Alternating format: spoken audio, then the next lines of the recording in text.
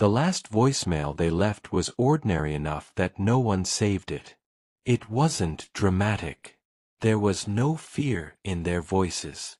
Just wind in the background, the hum of a car engine, and a man laughing softly as he tried to pronounce the name of a desert town he had clearly never heard of before. The woman corrected him, teasing, and then mentioned that the sun was setting faster than they expected. She said they'd call again once they reached the highway. That call never came in.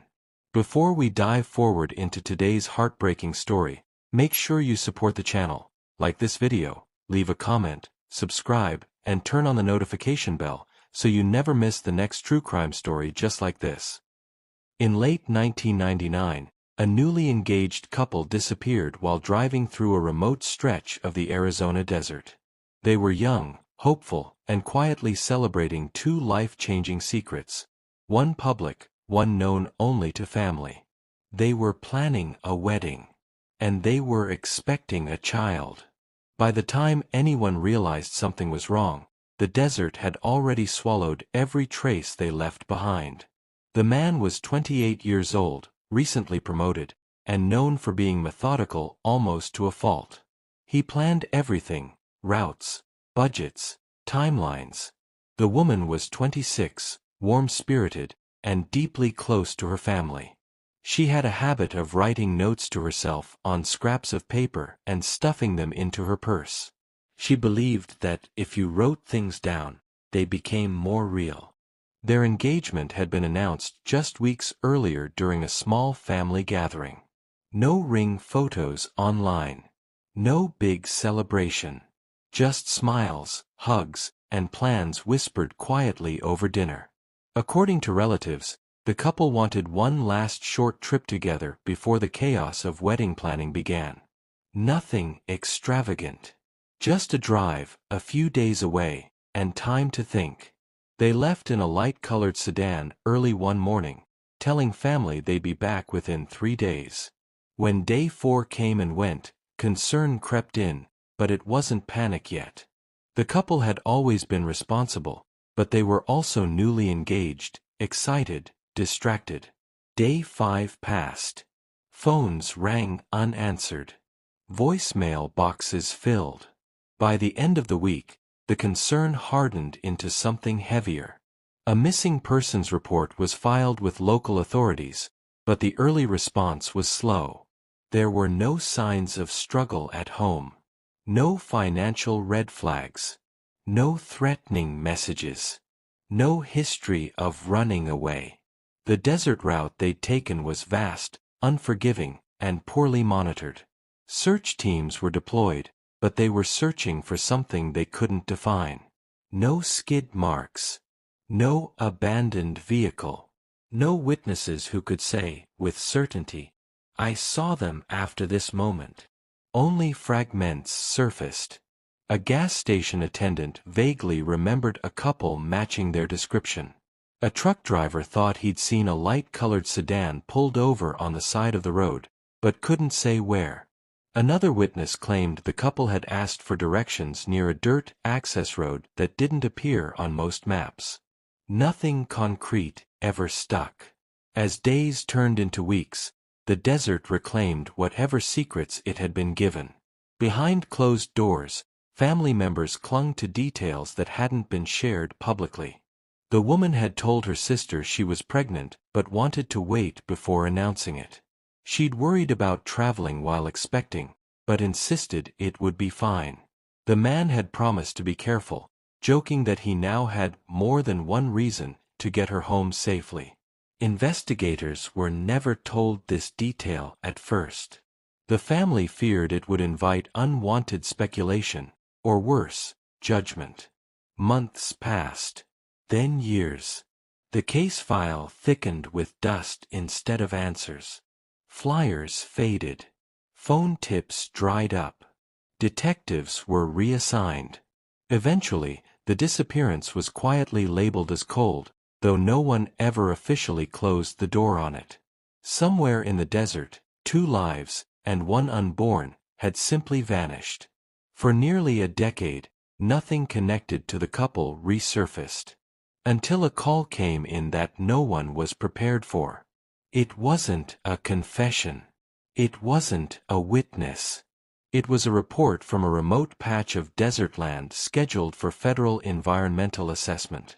Surveyors had noticed something unusual while documenting wildlife damage near an old, twisted tree that stood alone against the sand. From a distance, it looked like debris caught in the branches. Up close, it looked like clothing. Not fresh, not recent, but unmistakably human. Hanging from a gnarled limb were two garments, tangled together as though placed deliberately. One was a green gown, the fabric stiffened with age and dirt, edges torn and sun-bleached. The other was a light blue long-sleeve shirt, paired with what appeared to be remnants of black trousers. The clothes were filthy, roughly turned inside out in places, and battered by years of wind and sand. They didn't belong there. No campsite nearby. No trail markers. No explanation. Federal authorities were notified, and within days, the FBI stepped in. The garments were removed carefully, sealed, and transported for forensic analysis. At first, no one made the connection. Thousands of people had gone missing over the years. Clothing alone didn't solve anything. Until a technician noticed something sewn into the hem of the green fabric. A partial laundry mark. Old. Faded. But traceable. When records were cross-checked against long-term missing persons files, one name surfaced, buried deep in an archive few agents ever reopened. A newly engaged couple. Missing since 1999. As agents revisited the case, they began to realize something chilling. The location where the clothing was found wasn't random. It wasn't along their original planned route. It wasn't near any known stops. It was miles off course, accessible only by dirt paths rarely used even at the time of their disappearance.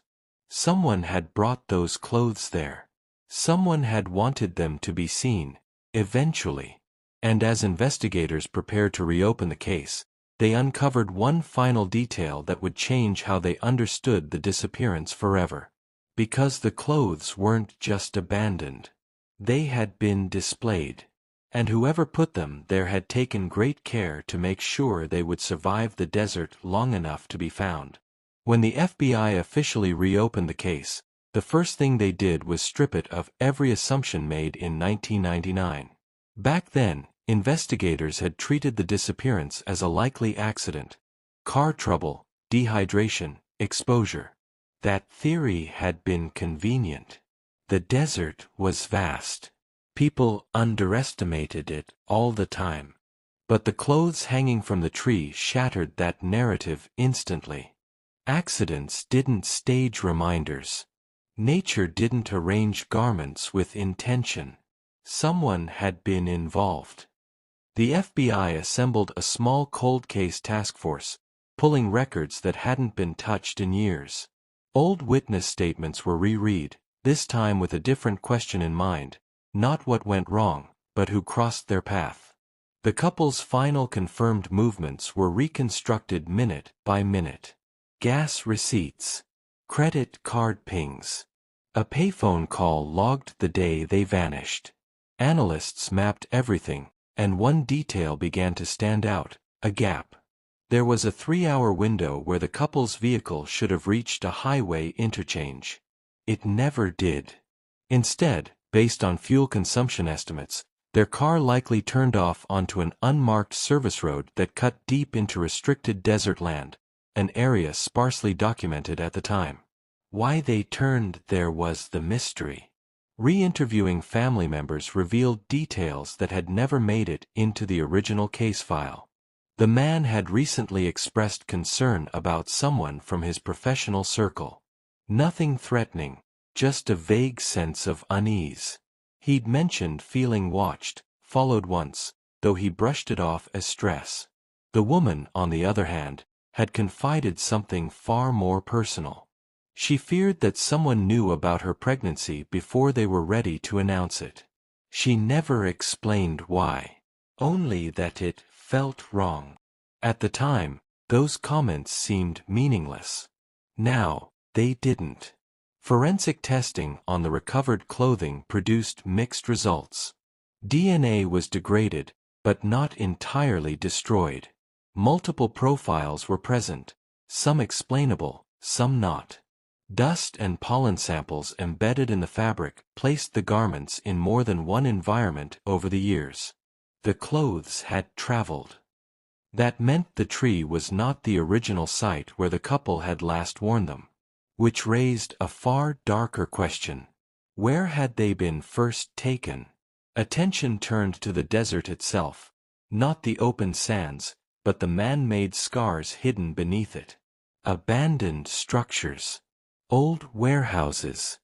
Decommissioned facilities that no longer appeared on updated maps. One location stood out. An industrial site that had once served as a temporary logistics hub during the late 1990s. It had been shuttered quietly, ownership transferred twice, and eventually forgotten. It sat just miles from the unmarked road investigators believed the couple had taken. When agents entered the structure, they found nothing at first glance. Just decay. Broken concrete. Rusted beams. Then luminol was applied. The results were immediate and devastating. Blood traces appeared across the floor in long, uneven streaks. Not splatter from an accident. Drag marks. Repeated movement. Signs of cleanup attempts that had failed. Whoever had been there had not expected the site to ever be examined again. Forensic specialists confirmed it. This had been a primary crime scene. The amount of blood suggested at least 2 victims, and possibly more. As samples were collected, a troubling discovery emerged. Alongside the victims' partial DNA profiles was a third contributor, unknown, unidentified, and not present in any criminal database. This person had been close enough to leave genetic material mixed into the blood evidence. Not a bystander. An active participant. Meanwhile, financial analysts working the case uncovered irregular activity tied to the man's professional life. In the months before the disappearance, large sums of money had moved through accounts connected to a business venture he was involved in. Funds had been siphoned slowly, deliberately. After he vanished, control of the venture shifted completely. And it thrived. The person who benefited most claimed ignorance. They said the disappearance had been devastating. That they assumed the couple had died in an accident. That the success afterward was coincidence. But records told a different story. Travel logs placed this individual uncomfortably close to the desert region around the time the couple went missing. Phone records showed calls that had never been disclosed. And one detail stood out above all others: a storage unit rented under an alias, abandoned shortly after the disappearance. When agents gained access to what remained inside, they found industrial carpeting fibers that matched those recovered from the woman's clothing. Still, nothing was enough to make an arrest. No bodies had been found. No weapon recovered. And no witness willing, or able, to say what they had seen. As the investigation deepened, the FBI faced a haunting realization. The person responsible had not only gotten away with murder. They had remained close enough to the truth to monitor the case, confident it would never surface again. Until the clothes appeared in the tree. The placement suggested something else entirely. Not panic. Not disposal. But patience. Whoever did this had waited years, possibly decades, before allowing the story to resurface. And by the time it did, the trail was cold, the evidence fragile, and the killer still invisible. Then, during a routine reprocessing of the warehouse evidence, a forensic analyst noticed something previously overlooked. A partial fingerprint. Not clear enough to identify. but clear enough to prove one thing beyond doubt. The couple hadn't just been targeted. They had been lured. And the person who led them into the desert knew exactly where they were going. The fingerprint changed everything, not because it identified a suspect, but because of where it was found. It wasn't on a door handle. It wasn't on a weapon. It was embedded in dried blood along the edge of a concrete pillar, positioned at shoulder height.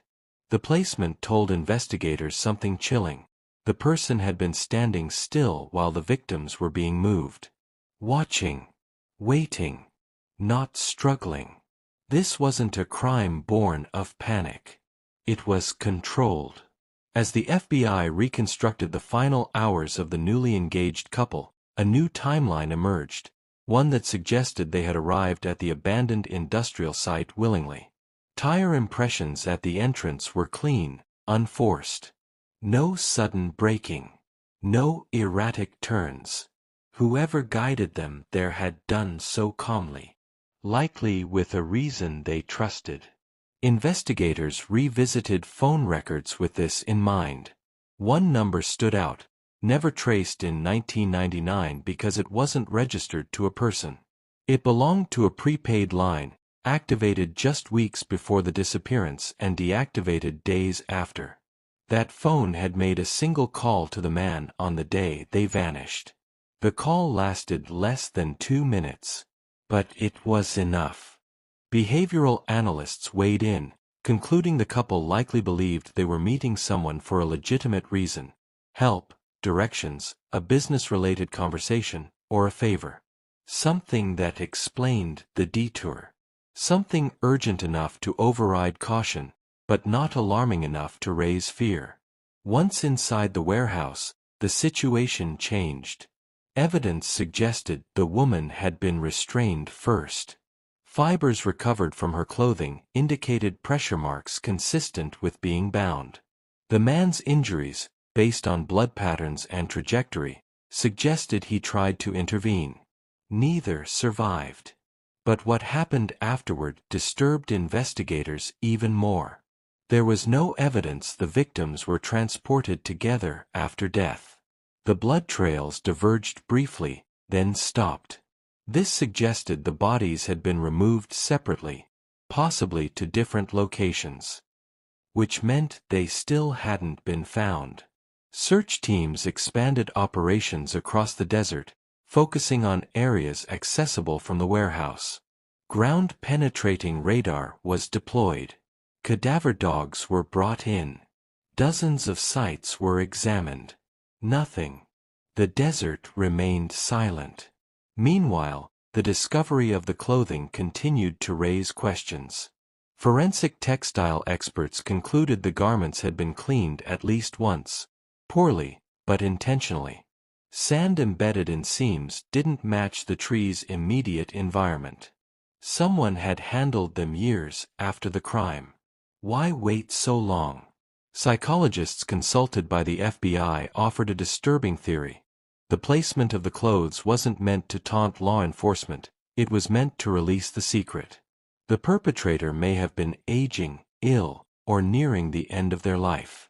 Hanging the clothes wasn't a confession, but a surrender of control. Letting the story breathe again, without ever stepping forward. Then came the most heartbreaking confirmation. The woman's family, prompted by renewed media attention, revealed what they had kept private for years. She had been pregnant when she disappeared. Medical records confirmed it. Forensic estimates from the blood evidence aligned with early pregnancy. There had been 3 victims. Public reaction was immediate and intense. Tips flooded in. Old rumors resurfaced. People began re-examining neighbors, co-workers, acquaintances from decades earlier. Names were whispered, but none could be proven. The individual who had financially benefited from the man's disappearance was questioned again. This time, their composure cracked. They admitted to financial misconduct, but denied violence. Without physical evidence tying them directly to the murders, prosecutors had no case. The unidentified DNA profile remained the greatest hope and the greatest frustration.